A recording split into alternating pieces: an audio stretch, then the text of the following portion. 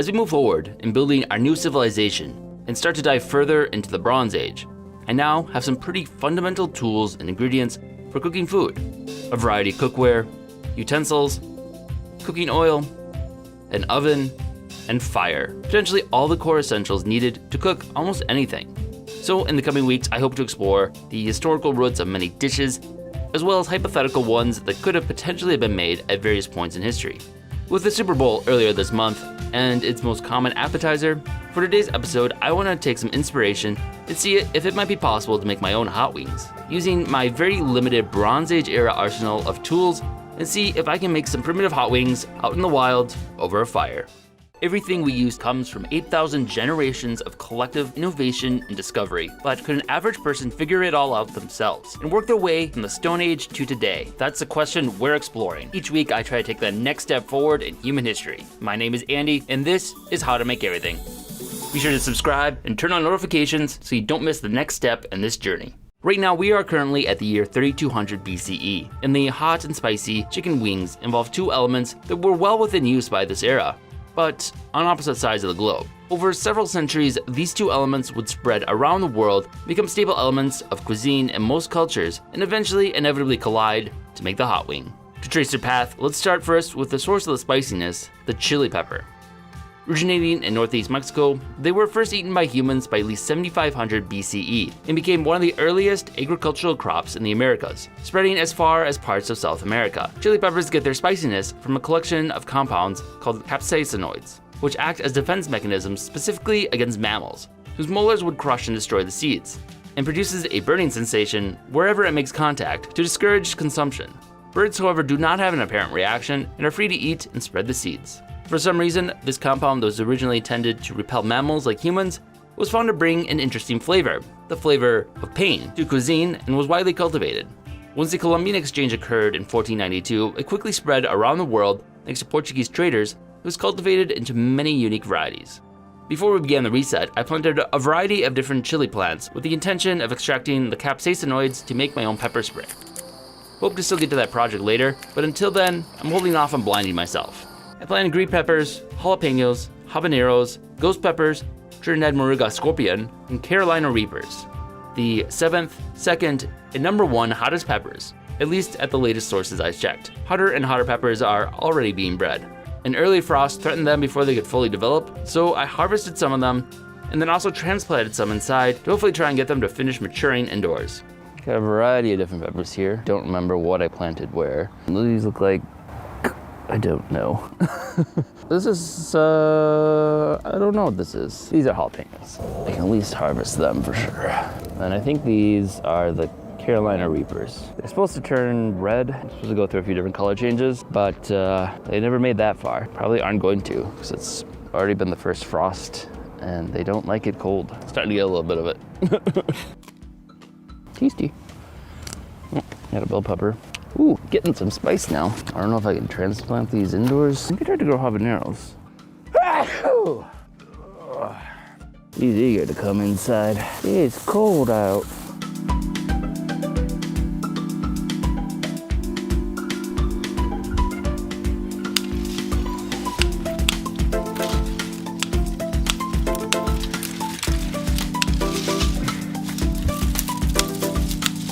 In addition to the peppers, I have an assortment of other root vegetables like onion and garlic I've grown before, as well as salt I've collected to season it. Previously also have ground wheat I grew and milled for my bread episode, and all the olive oil I crushed for my oil lamp.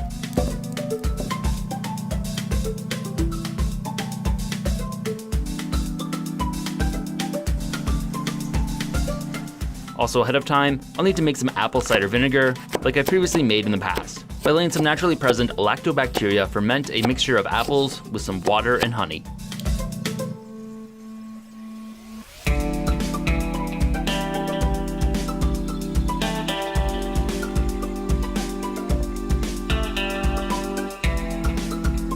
Lastly, one more dish, in addition to the collection of bowls I've made before, my own frying pan.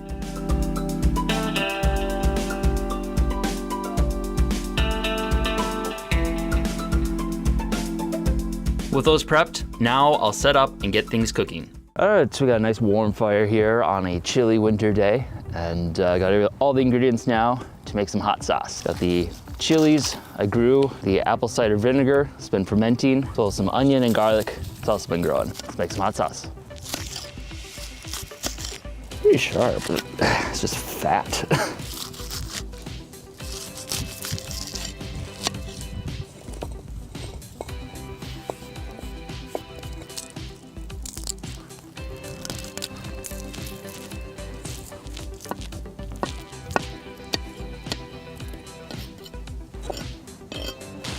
So I grew a variety of different ones. I'm not sure which ones are which or how spicy they ever got. So let's try some. That was hotter than I expected. We should have brought milk. Try this one, I guess. That one, not so much. Still burns. Don't let me wipe my eyes after this.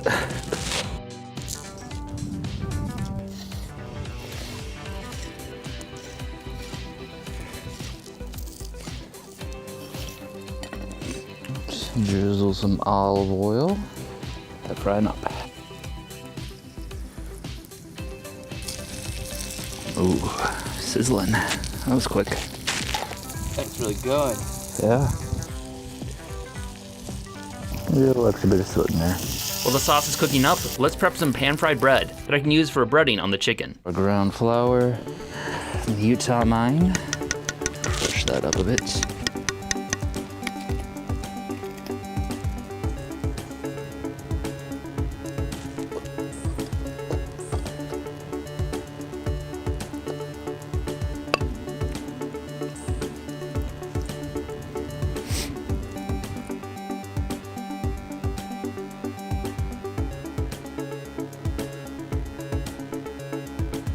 Olive oil.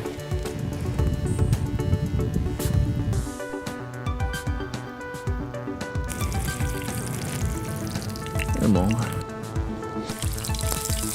Ooh, that's nice.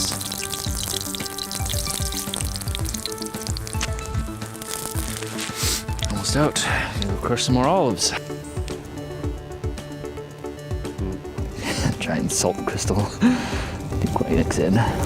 Pretty good. A little raw still, but it's good. The salt is really good.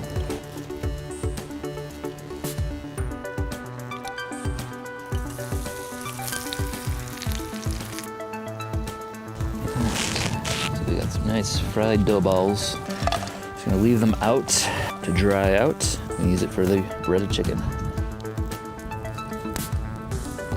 Oh God. A little too hot, I guess. I just handled everything else. Now it breaks. One casualty.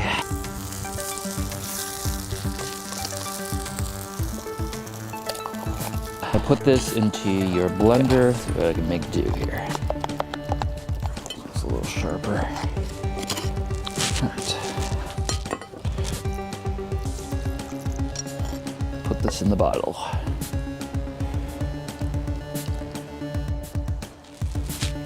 All right, so that should wrap everything for today. Next up is a little bit of patience as we wait for the hot sauce to ferment for the next couple weeks. And meanwhile, the bread will dry out, go a bit stale, and be perfect for breadcrumbs for the breading of our chicken wings. Let's let nature take its course. Birds? Birds. With the spicy sauce already made, the next important ingredient is the meat, the chicken. Commonly seen as dumb, brainless creatures, these secretly cunning beasts are descendants of one of the few species of dinosaurs to survive the KT event. They do not forget when they once ruled this world, and have been carefully enacting an 8,000-year strategy of world domination, allowing them to rise to become the world's dominant bird with over 24 billion chickens silently ruling from the shadows, all by enacting the very devious strategy of tasting delicious. Sometime around 6000 BCE, the red jungle fowl enacted the first step of their plan by allowing itself to become domesticated, likely in what is now Thailand. From here, they launched a two-prong attack, slowly spreading east and west to expand their control, spreading through the Indus Valley, then east and reaching China by 5400 BCE, then west extending to Greece and Eastern Europe by 3000 BCE, and the rest of Europe by 1000 BCE. And then down into Africa, extending their reach to the near entirety of Afro-Eurasia.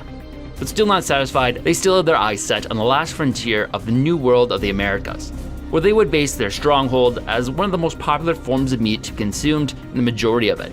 At this point, we're not even sure how they achieved it. Most likely thanks to the assistance of Christopher Columbus in his voyages, but there are also theories that suggest the chickens laid claim to these continents even earlier through Polynesians, theoretically reaching South America a century earlier.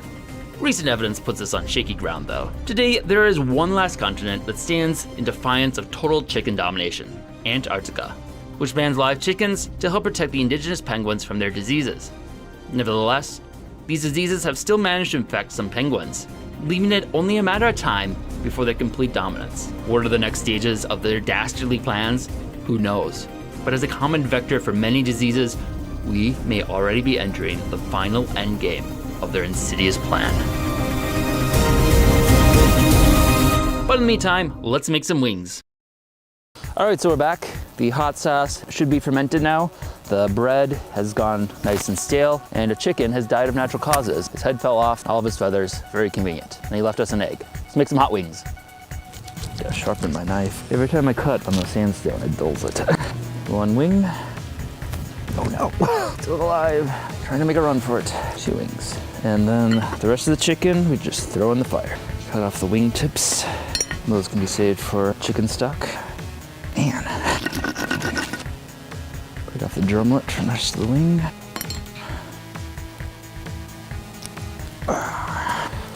Kind donations for those birds.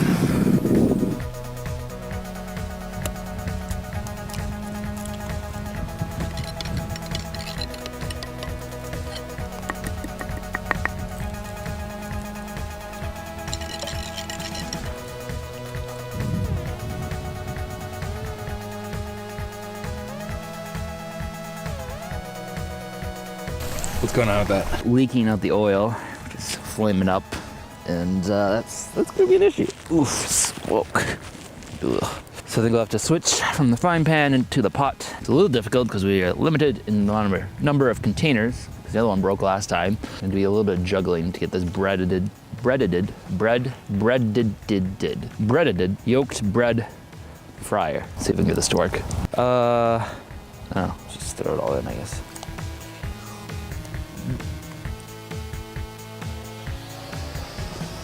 Some big chunks in there. Hopefully I have oil left over by the time it gets there. Hopefully salvage what's left of the oil. Oh yeah, it's got a massive crack in it now, and it's on fire.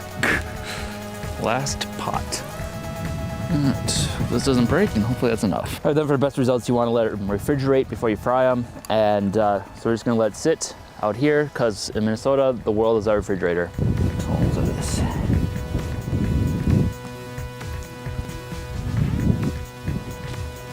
How long do you think they need? My original plan was to deep fry them, but it's in a bowl.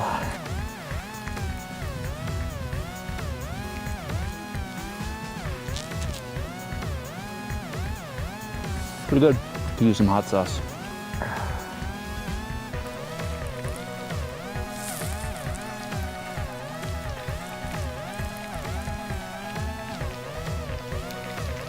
Yeah, that's gotta be done. Oh, that one has extra seasoning. A fork or tongs would be nice right now. Better off stabbing them. Yeah, actually looks really good. All right, next batch.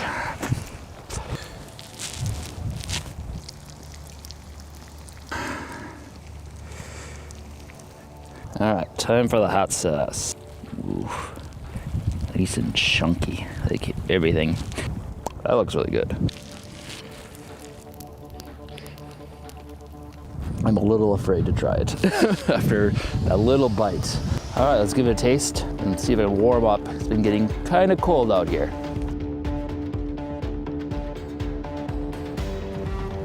It's got a kick. Oh boy. It's good though. Whew. Oh, it burns. I'm also cold and very hot. I wish I had brought some milk. What do I have? Uh-oh. Wings turned out really good. very rustic, cooking it over the fire and everything. Ended up having a few casualties along the way, and a little limited in the utensils, but a factor that probably could have been done better is just the ability to chop things up a little bit finer. My bronze blades are a little thick, it makes it a challenge. But other than that, they turned out really good, really spicy. My lips are still burning. So this is kind of a unique Bronze Age attempt at a meal that wouldn't have been possible in the Bronze Age. Chickens from Southeast Asia, chili peppers from Mexico were still several thousand years from intersecting. Couldn't have done this in the Bronze Age, but they would have had the technology to. I'm really cold, so let's go back to the studio. Adding up all the time to prep the ingredients, including the previous ones, like milling the wheat and crushing the olives. These very primitively made wings took around 32 hours of work to produce, putting their minimum wage cost at around $260 for a plate of them.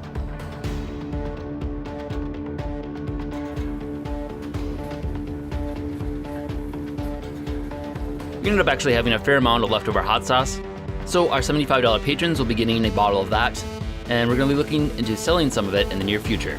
I'd thank you again to all of our supporters on Patreon. Without you, this wouldn't be possible. And if you like our content and want to see more, be sure to support us. Any amount really helps. If you enjoyed this video, be sure to subscribe and check out other content we have covering a wide variety of topics. Also, if you've enjoyed these series, consider supporting us on Patreon. We are largely a fan-funded channel and depend on the support of our viewers in order to keep our series going. Thanks for watching.